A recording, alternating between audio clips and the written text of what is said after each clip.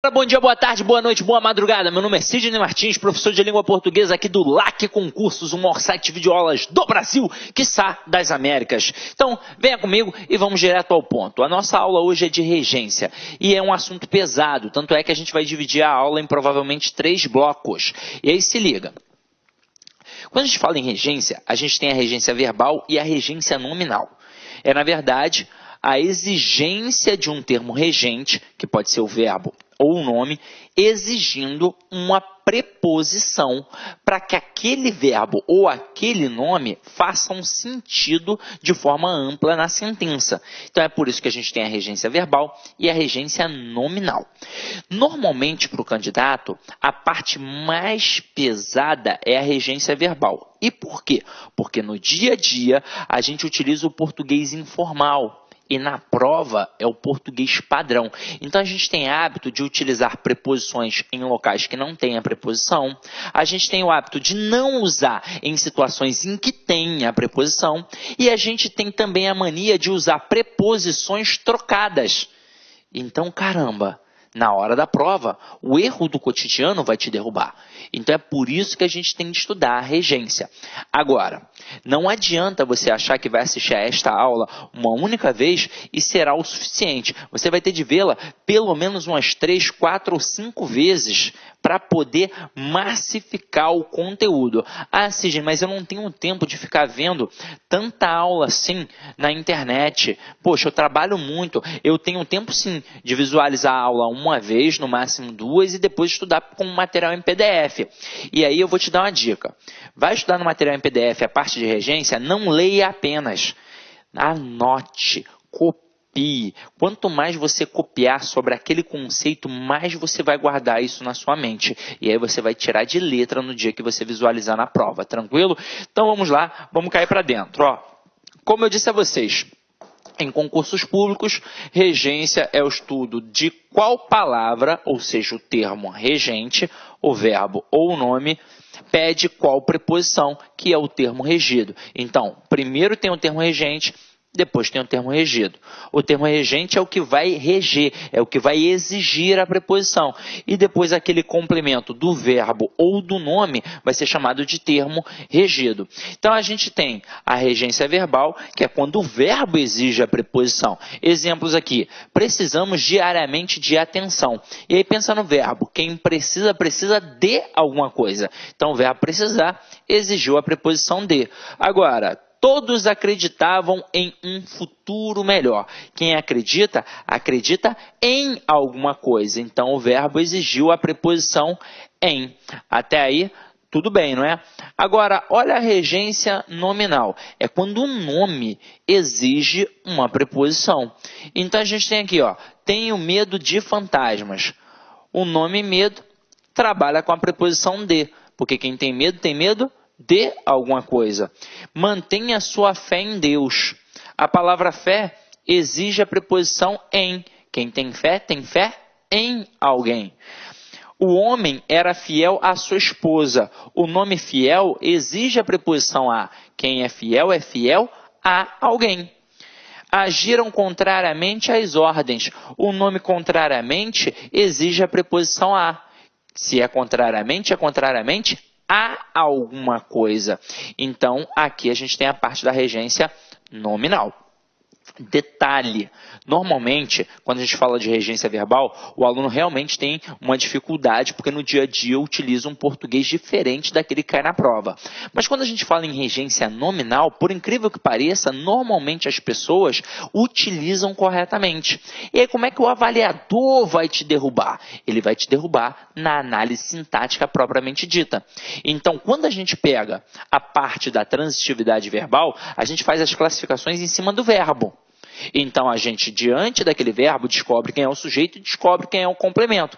Como nós temos 3 verbos classificatórios, o verbo transitivo, o intransitivo e o de ligação, nós temos 3 tipos de classificações. A gente tem a possibilidade de ter um objeto, que pode ser direto ou indireto, como vimos na aula de transitividade verbal. A gente tem a possibilidade de ter um adjunto adverbial e a gente tem a possibilidade de ter um predicativo do sujeito, enquanto a gente trabalha ali com o verbo. O verbo transitivo pede o objeto. O verbo intransitivo trabalha com a adjunta adverbial. E o verbo de ligação trabalha com o predicativo do sujeito. Só que agora a gente vai falar de nome. E quando um termo está ligado a um nome, ou é um complemento nominal, ou é um adjunto adnominal. E quando a gente fala em nome na língua portuguesa, num primeiro momento a gente pensa no substantivo, que é a classe responsável por nomear os seres e as coisas. Mas a gente tem, na verdade, 3 elementos: o substantivo, o adjetivo e o advérbio. E por quê? Porque são correspondentes às 3 formas nominais do verbo. A gente não tem o particípio, o gerúndio e o infinitivo. O particípio corresponde a um adjetivo, o gerúndio corresponde a um advérbio, e o infinitivo corresponde a um substantivo. Então, quando a gente tem elementos ligados morfologicamente a um destes 3 termos gramaticais, substantivo, adjetivo e advérbio, a gente vai ter sintaticamente como classificar aquele termo apenas em adjunta adnominal ou complemento nominal. Então, a gente vai fazer uma brincadeira aqui agora. A gente vai definir como é que funciona o complemento nominal e como é que funciona o adjunto adnominal.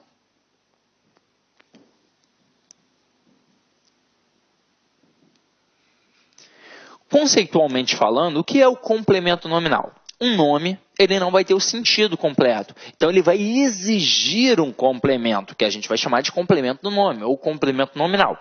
Então, é por isso, por esta exigência, que o complemento nominal sempre tem a preposição. É um caso de transitividade, só que do nome. Agora, quando a gente tem o adjunto adnominal, como diz o próprio termo ali, ele está apenas junto do nome, apenas acompanhando o nome, é um termo satélite. Pode ser que apareça uma preposição, mas ela não é obrigatoriamente exigida pelo nome. Até aí tudo bem. Agora, Sidney, eu preciso saber tudo isso? É bom, né? Mas se você não souber, a gente vai matar através de 2 formas. Eu vou fazer um quadrinho mnemônico aqui para vocês, para quem gosta, e depois a gente vai brincar com um processo lúdico, para a gente poder trabalhar tudo isso aqui, beleza? Então vamos lá. Primeiro no quadrinho mnemônico, ó, nós temos o adjetivo, o advérbio e o substantivo. Só que antes de começar a brincadeira, a gente tem que definir e entender que existe o substantivo concreto e existe o substantivo abstrato. Vou colocar aqui 2 vezes, porque nós teremos 2 situações para poder analisar. Então, vamos lá.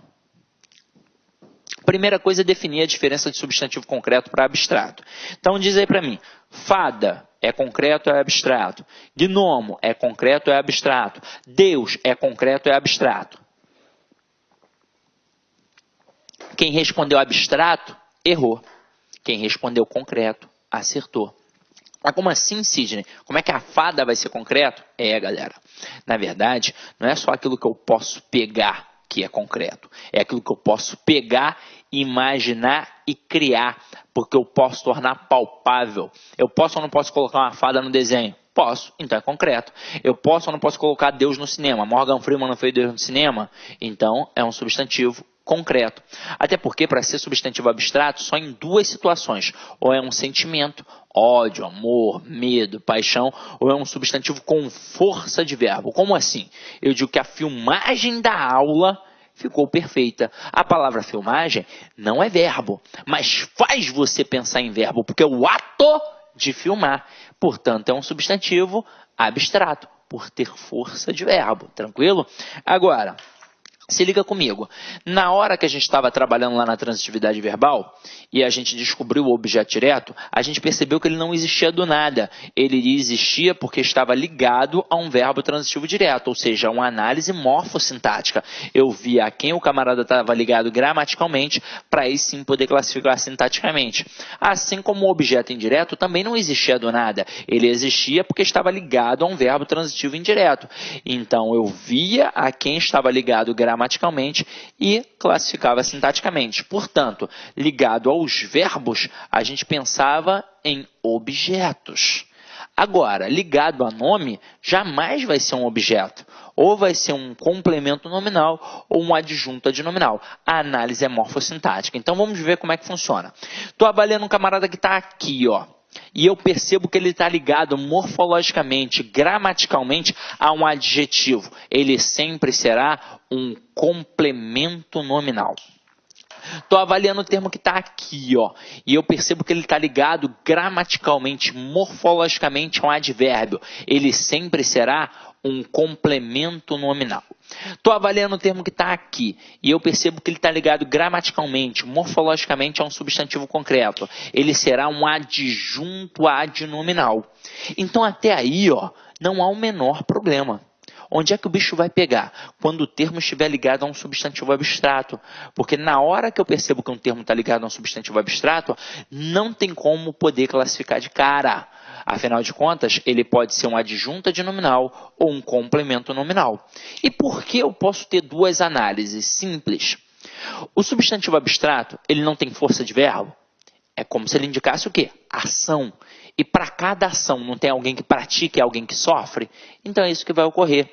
Na hora que eu perceber que está ligado a um substantivo abstrato, eu vou voltar para o termo para ver se ele está praticando ou sofrendo a ação. Se ele estiver praticando, ele será um termo agente. Portanto, adjunto adnominal. Se ele estiver sofrendo a ação, ele será um termo paciente.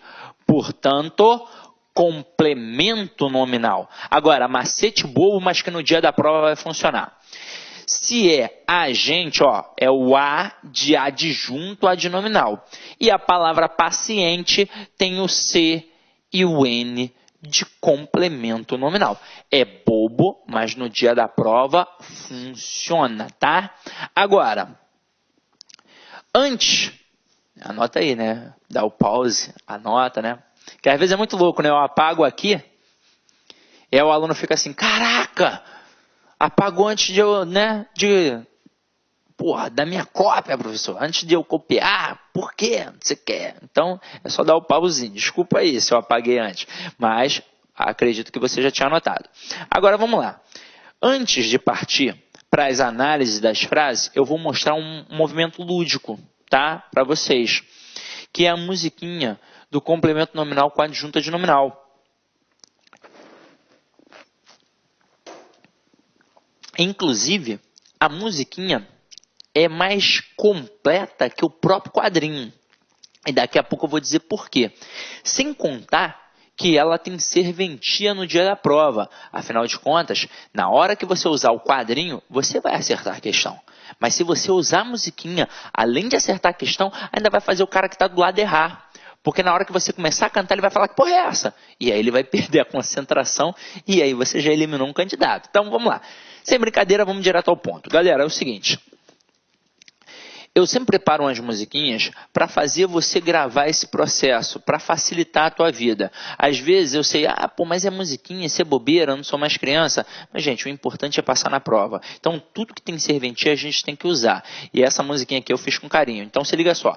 Fiz no ritmo da música do Padre Marcelo Rossi, porque eu fui coroinha por 6 anos e coordenador de pastoral de grupo jovem. Então, resolvi fazer uma homenagem. E essa música é bacana porque ela tem uma coreografia. É só um para lá e um para cá, mas vocês vão ver que eu tenho toda uma malemolência. Infelizmente vocês só estão me vendo da cintura para cima.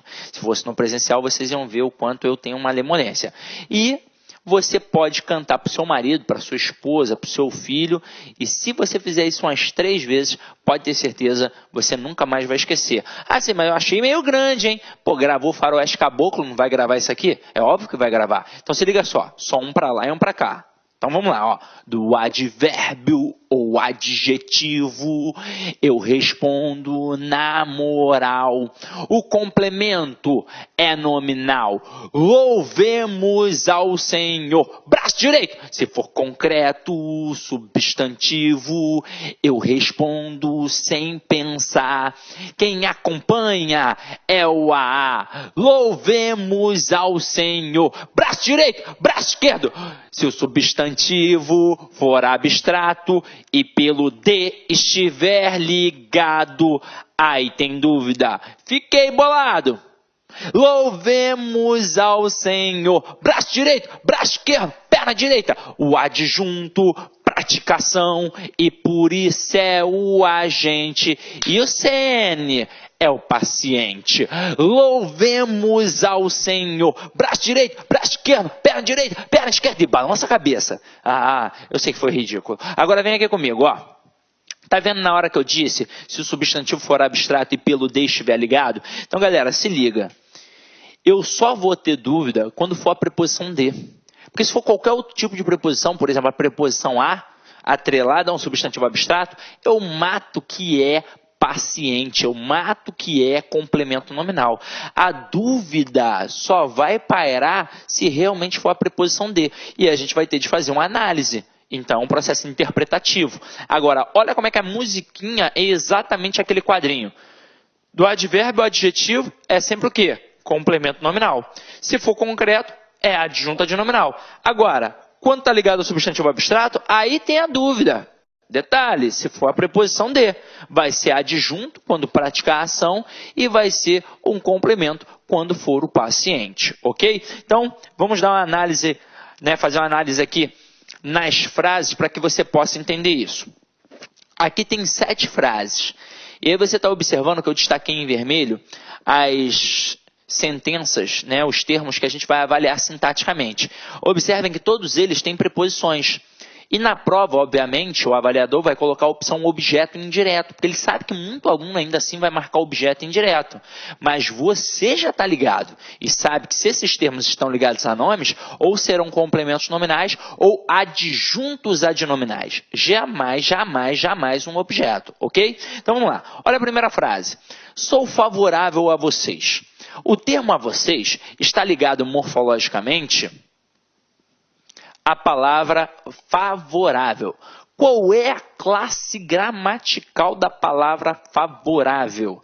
Se você tiver dificuldade, você só está tendo dificuldade porque você está olhando para o termo isolado. Faça o seguinte, olhe para a frase como um todo. Ó. Sou favorável. Então, sou é um verbo de ligação. Favorável só pode ser um adjetivo. E se está ligado a um adjetivo, só pode ser um complemento nominal.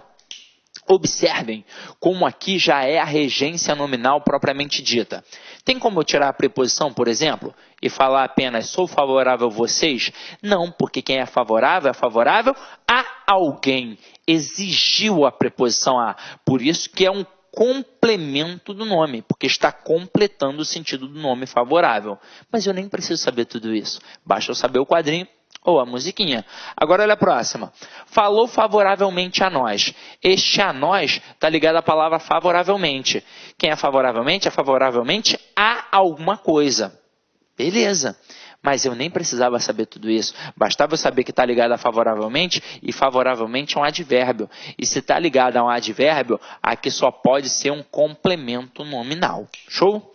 Agora olha a próxima. A casa do Sidney em Rocha Miranda. Eu nem moro mais em Rocha Miranda, mas eu acho um nome tão bonito que eu acabo deixando. Então se liga só. O termo do Sidney está ligado à palavra casa. A palavra casa, gramaticalmente falando, é um substantivo e concreto. Não tem como ter dúvida. É um substantivo concreto. E se está ligado a um substantivo concreto, o termo do Sidney só pode ser um adjunto adnominal. Agora vamos para a próxima frase. A construção do prédio terminou. O termo do prédio está ligado à palavra construção. Não é adjetivo nem advérbio, é um substantivo. E aí, concreto é abstrato? Alguns alunos, eu sei, têm dificuldade nessa análise. Presta atenção. Se eu estou dizendo que a construção do prédio terminou, imagina que essa bancada aqui é o prédio. Eu disse, a construção do prédio terminou. O prédio ainda está aqui ou ele desapareceu? O prédio ainda está aqui. Então, na verdade, o que acabou foi a obra, ou seja, o ato de construir. Mas o prédio está aqui em pé. Então, a palavra construção aqui significa o ato de construir, portanto, é um substantivo abstrato, porque indica o ato da construção. a ação de construir. Agora, se está ligado a um substantivo abstrato, tem como eu classificar de cara? Não. Eu tenho que voltar para o termo para ver se ele está praticando ou sofrendo ação. E aí, o prédio, ele pratica a ação de construir ou ele sofre a ação de ser construído? Ele sofre, ele é construído. Então, ele é paciente, portanto, complemento nominal. Agora, olha a próxima. A construção do engenheiro terminou. Mais uma vez, o termo do engenheiro está ligado à palavra construção. Nesse contexto, significa o ato de construir, portanto, um substantivo abstrato. Só que eu vou ter de voltar ao termo para saber se ele está praticando ou sofrendo a ação. Um engenheiro, ele pratica a ação de construir ou ele sofre a ação de ser construído? Obviamente, ele pratica a ação de construir. Portanto, é um agente, então será um adjunto adnominal. Agora, olha a próxima. A plantação de milho pegou fogo. De milho está ligado à plantação. E aí vamos ver qual é a classe gramatical de plantação. Alguns alunos pensam assim, é substantivo abstrato de novo, né? Seja terminado em são. O avaliador faz assim. Ele coloca a palavra terminada em ação ou são para te induzir a marcar substantivo abstrato. Mas nem sempre vai ser, na verdade. Eu tenho de avaliar o contexto.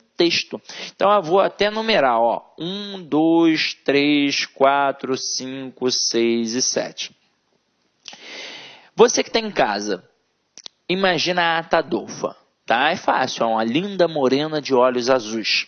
Aí eu digo para a Atadolfa a frase 7, levando em consideração que a Atadolfa é agricultora. Aí eu falo assim, Atadolfa, a plantação de milho será amanhã. O que a Atadolfa vai fazer amanhã, sabendo que ela é agricultora? Obviamente ela vai plantar. Então, na frase 7, a palavra plantação significa o ato de plantar. Portanto, é um substantivo abstrato, pois tem força de verbo. Agora, se eu falar para a Atadolfa a frase 6, a plantação de milho pegou fogo, sabendo que a Atadolfa é uma agricultora, ela vai plantar ou vai olhar para o milharal pegando fogo? Ela vai olhar para o milharal pegando fogo. Então, é um substantivo concreto, porque não significa o ato de plantar. Na verdade, é o milharal, substantivo concreto. Até aí, tudo bem? Sidney, não está tudo bem. Estou com dificuldade. E aí, tem macetinho? Tem macetinho. Vamos lá. Quando você estiver com dificuldade para saber se o substantivo é concreto ou é abstrato, você vai tampar o termo que está destacado, o termo que você está analisando sintaticamente e vai levar em consideração apenas o resto da frase. Então, olha aqui. A plantação de milho pegou fogo. Tiro de milho. Vai ficar apenas a plantação pegou fogo. Portanto, só pode ser concreto, está pegando fogo. Agora, olha a próxima. A plantação de milho será amanhã. Tiro de milho. Vai ficar a plantação será amanhã. Nem aconteceu. E olha como é que vai você pensar em ação. Então, só pode ser um substantivo abstrato. Isso funciona sempre. Se fizer aqui no exemplo da construção, a construção terminou. Se terminou algum tipo de ação. Então, substantivo abstrato. Então, fazendo isso, agora ficou fácil. Vamos lá para a frase 6. A plantação de milho pegou fogo. O termo de milho está ligado à plantação e nesse contexto é um substantivo concreto, porque é um milharal. Então, ficou fácil de classificar, porque toda vez que está ligado a um substantivo concreto é um adjunto adnominal. Agora, olha a próxima. A plantação de milho será amanhã. Mais uma vez, o termo de milho está ligado à plantação. Só que agora, nesse contexto, é o ato de plantar. Portanto, um substantivo abstrato. Então, eu não tenho como classificar. Eu vou voltar para o termo para ver se ele está praticando ou sofrendo ação. O milho planta ou é plantado? Ele é plantado. Então, ele sofre, ele é complemento nominal. Diferentemente, por exemplo, se eu tivesse colocado a plantação do agricultor será amanhã. Mais uma vez estaria ligado à plantação, seria um substantivo abstrato e eu voltaria ao termo do agricultor para saber se está praticando ou sofrendo ação. Obviamente, o agricultor ele não é plantado, ele na verdade pratica a ação de plantar, é um termo agente, portanto um adjunto adnominal. Beleza? As bancas adoram isso. Agora aqui, vamos continuar a nossa brincadeira definindo alguns conceitos, algumas observações primordiais que de vez em quando a provinha do concurso público gosta de cobrar. Aquela coisa ali que você, não olha nunca, aí o desgramado vai lá e cobra. Ele vai perguntar, por exemplo, se existe um processo de contração ou combinação na preposição. Então aqui, preposições costumam aparecer junto com outras classes gramaticais, como artigos e pronomes. Aí o que é a contração? É a junção da preposição com outra palavra. Portanto, vai ter uma alteração gráfica ou fonética. Agora, exemplos. O em é a contração, o no é a contração da preposição em mais o artigo o. O na é a contração da preposição em mais o artigo a. Exemplo, confio no rapaz. Nesta frase, nós temos 4 classes gramaticais. Nós temos o verbo confiar, o confio. Nós temos o no, que são 2 classes gramaticais, afinal de contas é a contração da preposição em mais o artigo o, e nós temos rapaz, que é um substantivo. Então, por exemplo, na prova, o cara pode botar uma sentença como esta e perguntar quantas classes gramaticais tem ao todo. Ele vai induzir o candidato ao erro. Ele vai induzir o candidato a responder 3 classes gramaticais, quando na verdade são 4 classes gramaticais. Mas aí, como teve uma fusão, teve uma contração, nós temos 2 classes. É igual a crasezinha que a gente vai olhar daqui a pouco. Agora aqui, o do é a contração da preposição de mais o... Olá, meus amigos, minhas amigas, sou o professor Luiz Antônio Carvalho, com muito prazer, muita satisfação, estou aqui para apresentar, fazer um convite muito especial, aliás, para você do Rio de Janeiro, que vai fazer o concurso para o Agente Educador 2 da Secretaria Municipal de Educação. Nós aqui da La Concurso, nós elaboramos aí um curso muito competitivo, que atende às 3 disciplinas, língua portuguesa, matemática e ECA. Este curso super competitivo, é um curso aí com bastante profundidade, por apenas 10 parcelas de R$15. É isso mesmo, R$150 você vai ter esse super curso, fazer esse investimento, prazo de acesso 120 dias. Além disso, nós temos aqui, o nosso personal coach, que eu estudo em regime de metas, que começa no dia 15/4, inclusive se quiser matricular antes, já temos aulas disponíveis para vocês. Papo reto, se você cumprir o personal coach, assistir às nossas videoaulas, seguir as orientações pedagógicas do nosso professor, eu tenho certeza absoluta que você estará muito competitivo e estará disputando reais vagas no dia 16 de junho, da prova do Agente Educador. Bacana, meus amigos? Então, eu espero vocês. Quer fazer sua matrícula? Tem um link aqui embaixo. Você pode clicar e se matricular no nosso curso online. Ok, pessoal? Um forte abraço. Espero vocês. Tchau, tchau.